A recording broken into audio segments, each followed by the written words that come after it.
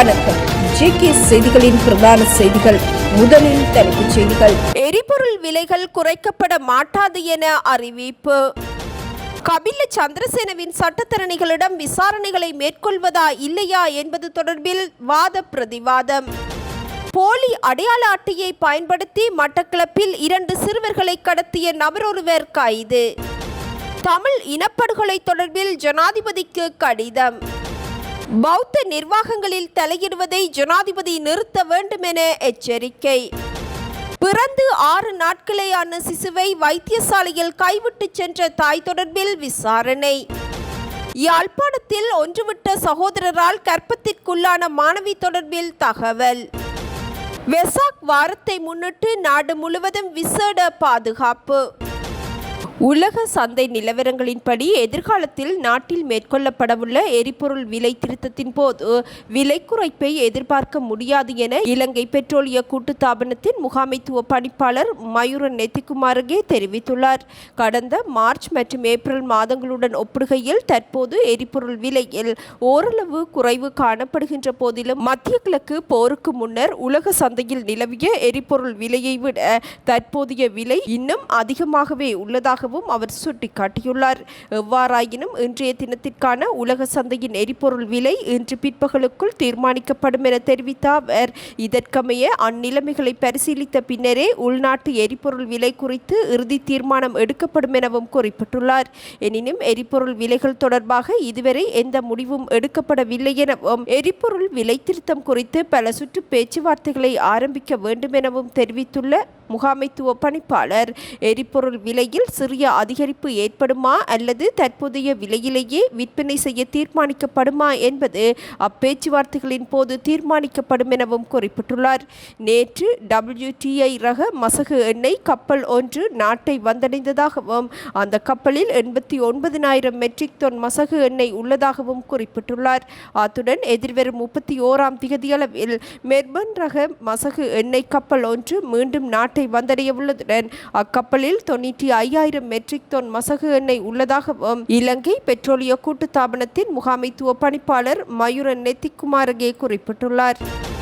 Sri Lankan airlines நிறுவனத்தின் முன்னாள் தலைமை நிறைவேற்று அதிகாரி கபில சந்திரசேனவின் மர்ம மரணம் தொடர்பான மரண விசாரணை சாட்சியத்திற்காக ஜனாதிபதி சட்டத்தரணி TNC அரசகுலரத்ன மற்றும் சட்டத்தரணி உதர முகந்திரம்கே ஆகியோரை சாட்சியத்திற்கு அழைப்பதா இல்லையா என்பது குறித்த உத்தரவை ஜூன் மாதம் 2ஆம் தேதி அறிவிப்பதற்கு கொழும்பு கோட்டை நீதவான் நீதிமன்றம் இன்று தீர்மானித்துள்ளது.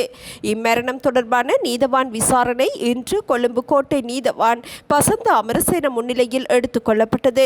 இதன்போது கபில சந்திரசேனவிற்கு எதிராக லஞ்ச ஊழல் ஆணைக்குழுவினால் தாக்கல் செய்யப்பட்டிருந்த வழக்கில் சட்டத்திறனிகளாக முன்னிலைப்படுத்தப்பட்டிருந்த ஜனாதிபதி சட்டத்திரணி TNC அரசகுலரத்ன மற்றும் அவரது கனிஷ்ட சட்டத்திரணி உதர முகந்திரம்கே ஆகியோர் நீதிமன்றில் முன்னிலையாக இருந்தனர்.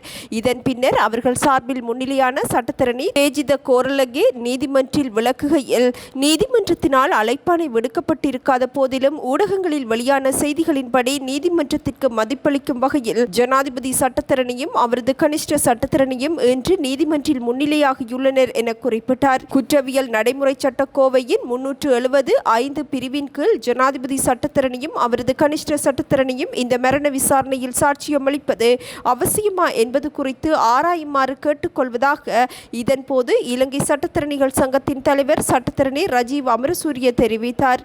சான்றியல் கட்டளை சட்டத்தின் 126வது பிரிவு மற்றும் உயர் நீதிமன்ற விதிகளின் 30 முதல் 34 வரையிலான விதிகளின்படி ஒரு சட்டத்தரணி தனது வாடிக்கையாளருடன் மேற்கொள்ளும் ஆலோசனை விடயங்கள் தொடர்பான இரகசியத்தன்மையை பேண கடமைப்பட்டுள்ளார் எனவும் அது ஒரு சட்டத்தரணிக்கு வழங்கப்பட்டுள்ள பொறுப்பு எனவும் சுட்டிக்காட்டினார்.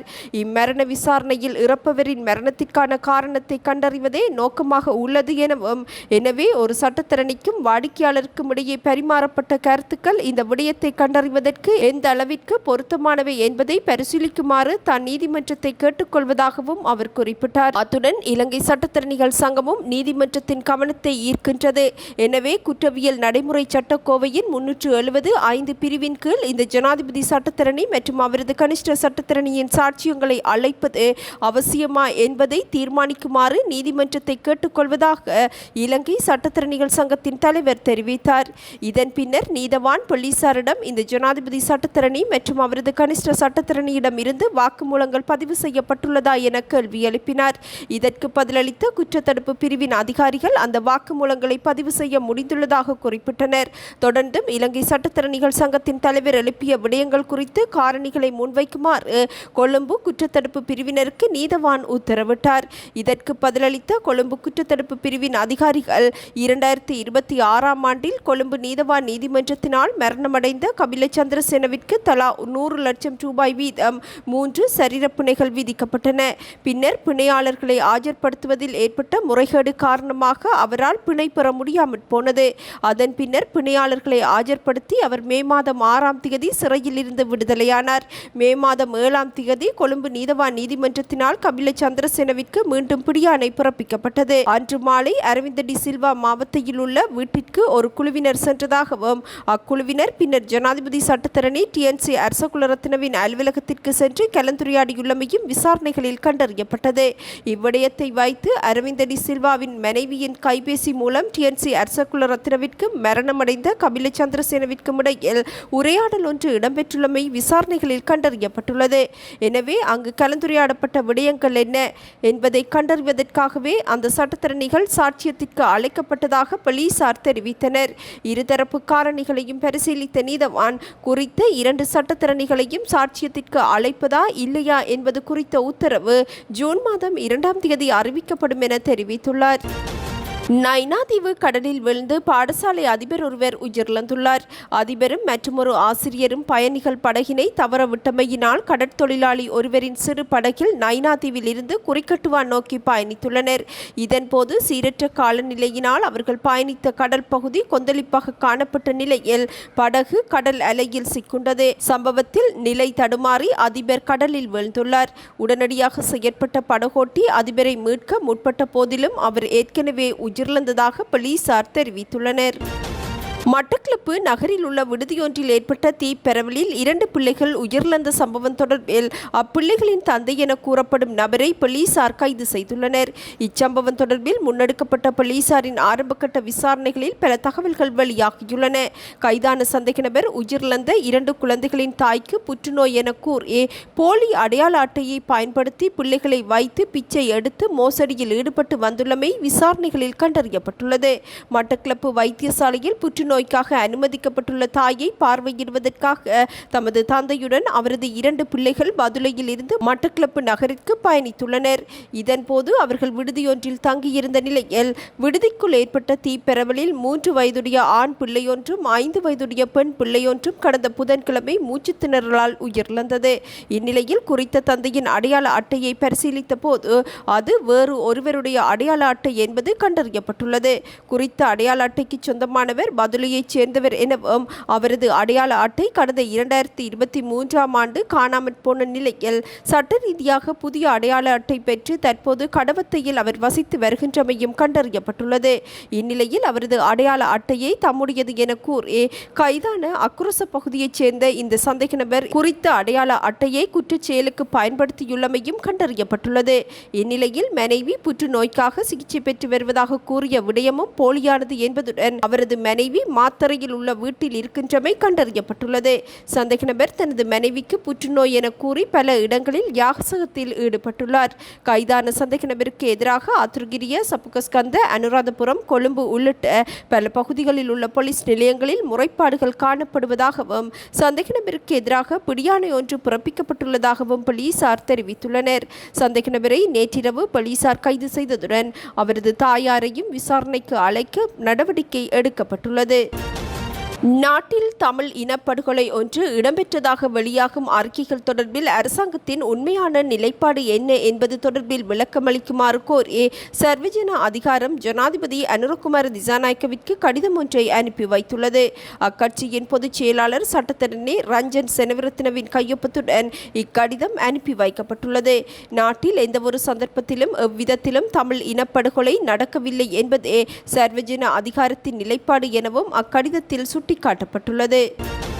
ஜனாதிபதி நாட்டின் பௌத்த விகாரைகள் மற்றும் புனித தலங்களின் நிர்வாகங்களில் தலையிடுவதையும் அவற்றின் சொத்துக்களை கையகப்படுத்த முற்படுவதையும் உடனடியாக நிறுத்திக் கொள்ள வேண்டும் என ராஜாங்கனை சத்தாரத்ன தேரர் எச்சரிக்கை விடுத்துள்ளார். விகாரைகளின் புனித தன்மையை பாதுகாப்பது மற்றும் அங்கு இடம்பெறும் துஷ்பிரயோகங்கள் குறித்து சமூக வலைத்தளங்களில் வெளியிடப்பட்டுள்ள விசேட காணொலி பதிவொன்றிலேயே அவர் இதனை குறிப்பிட்டார். நாட்டு மக்கள் ராஜபக்சர்கள், பிரேமதாசர்கள் மற்றும் விக்ரமசிங்க ஆகிய அரசியல்வாதிகளை ஆட்சியில் இருந்து அகற்றிய நாட்டின் வளங்களை சூறையாடிய ஊழல்வாதிகளை வெளியேற்றி நாட்டை சீரமைப்பதற்காகவே தவிர புனித தலதா மாளிகை, அனுராதபுரம், அட்டமஸ்தானம் மற்றும் நாட்டின் ஏனைய விகாரைகளை அரசின் கட்டுப்பாட்டின் கீழ் கொண்டு வருவதற்காக அல்ல.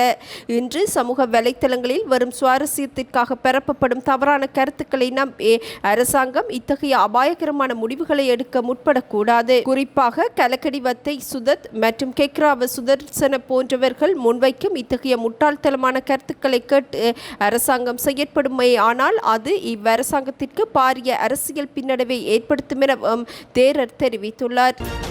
அனுராதபுரம் போதனா வைத்தியசாலையில் பிறந்து 6 நாட்களேயான ஆண் சிசு ஒன்றை வைத்தியசாலையில் கைவிட்டு சென்ற தாய் தொடர்பில் விசாரணைகள் மேற்கொள்ளப்பட்டுள்ளன.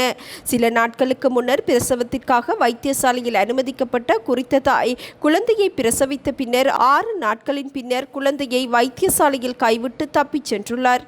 வைத்தியசாலையில் சமர்ப்பிக்கப்பட்டுள்ள ஆவணங்களுக்கு அமைய குறித்த தாய் ராஜாங்கனை பகுதியைச் சேர்ந்த 31 வயதுடையவர் என போலீசார் தெரிவித்துள்ளனர். கைவிட்டு செல்லப்பட்டுள்ள சிசு அனுராதபுரம் போதனா வைத்தியசாலையில் செவிலியர்களின் பராமரிப்பில் வைக்கப்பட்டுள்ளது. யாழ்ப்பாணம் இளவாலை போலீஸ் பிரிவுக்குட்பட்ட பண்டத்தெரிப்பு பனிப்புலம் பகுதியில் 15 வயதுடைய சிறுமி ஒருவர் 7.5 மாத கர்ப்பிணியாக கண்டறியப்பட்டுள்ளார். தன் மகள் கர்ப்பமாக இருக்கும் விபரத்தை அறிந்த தாயார் மகளை இளவாலை போலீஸ் நிலையத்திற்கு அழைத்துச் சென்றுள்ளார். முறைப்பாட்டை தொடர்ந்து சிறுமியை பாதுகாப்பாக பொறுப்பேற்ற போலீசார் அவருக்கு முறையான மருத்துவ பரிசோதனைகளை மேற்கொண்டதுடன் வாக்குமூலத்தையும் பெற்றுக்கொண்டனர். இதன்படி குறித்த சிறுமியின் கர்ப்பத்திற்கு தனது சொந்த தாயாரின் சகோதரியின் மகனான ஒன்றுவிட்ட சகோதரர் ஒருவரும் அவரது நண்பருமே காரணம் என்ற தகவலை சிறுமி தனது வாக்குமூலத்தில் தெரிவித்துள்ளார்.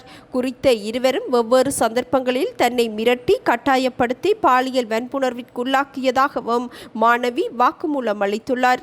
சிறுமியின் வாக்குமூலத்தை அடுத்து இளவாலை போலீசார் இச்சம்பவம் தொடர்பில் 17 மற்றும் 20 வயதுடைய 2 இளைஞர்களையும் கைது செய்துள்ளனர். பாதிக்கப்பட்ட சிறுமிக்கு உரிய மருத்துவ பராமரிப்புகள் வழங்கப்பட்டு வரும் நிலையில் பிறக்கும் குழந்தைக்கு DNA பரிசோதனை செய்யப்படும் எனவும் அறிவியல் பூர்வ அறிக்கையின் அடிப்படையில் குற்றவாளிகளுக்கு கடுமையான மேலதிக சட்ட நடவடிக்கைகள் முன்னெடுக்கப்படும் எனவும் போலீசார் தெரிவித்துள்ளனர். வெசாக் பண்டிகையை முன்னிட்டு நாடு முழுவதும் விசேட பாதுகாப்பு மற்றும் போக்குவரத்து மேலாண்மை திட்டங்கள் அமுல்படுத்தப்பட்டுள்ளதாக போலீஸ் ஊடக பேச்சாளர் உதவி போலீஸ் அத்தியட்சகர் FU வூட்லர் தெரிவித்துள்ளார். வெசாக் வாரத்தின் கலாசார மற்றும் மத விளிம்பியங்களுக்கு முரணான வகையில் செயற்படுபவர்களுக்கு எதிராக கடுமையான சட்ட நடவடிக்கை எடுக்கப்படும் எனவும் அவர் வலியுறுத்தியுள்ளார். நாட்டின் 25 நிர்வாக மாவட்டங்களையும் உள்ளடக்கிய வகையில் போலீசாரினால் விசேட பாதுகாப்பு மற்றும் போக்குவரத்து ஒழுங்குமுறைகள் வகுக்கப்பட்டுள்ளன. மத வழிபாட்டு தலங்கள், விசேடமாக தான சாலைகள் மற்றும் வெசாக் வலயங்களுக்கு அருகில் பொதுமக்களின் பாதுகாப்பை உறுதிப்படுத்துவதற்காக சிவில் உடை அணிந்த போலீசாரும் புலனாய்வு அதிகாரிகளும் கடமையில் ஈடுபடுத்தப்பட்டுள்ளனர். வீதிகளில் அபாயகரமான அல்லது இடையூறு விளைவிக்கும் வகையில் மோட்டார் சைக்கிள்கள், முச்சக்கர வண்டிகள் அல்லது ஏனைய வாகனங்களை செலுத்துவோர் தொடர்பில் அவதானம் செலுத்தப்பட்டுள்ளது. வாட்ஸ்அப் இலக்கம் 0747555600 என்ற தொலைபேசி இலக்கத்திற்கோ அல்லது 119 அல்லது 188 என்ற அவசர தொலைபேசி இலக்கங்கள் மூலமோ பொதுமக்கள் தொடர்பு கொள்ள முடியும் எனவும் போலீசார் தெரிவித்துள்ளனர். வெசாக் வலயங்களுக்கு வருகை தரும் பொதுமக்களின் பாதுகாப்பை உறுதிப்படுத்தும் நோக்கில் இத்திட்டம் முன்னெடுக்கப்பட்டுள்ளதாகவும் போலீஸ் தலைமையகம் அறிவித்துள்ளது. இத்துடன் இன்றைய எமது பிரதான செய்திகள் நிறைவடைகின்றன. நமது அடுத்த பிரதான செய்திகளை நாளை எதிர்பாருங்கள். வணக்கம்.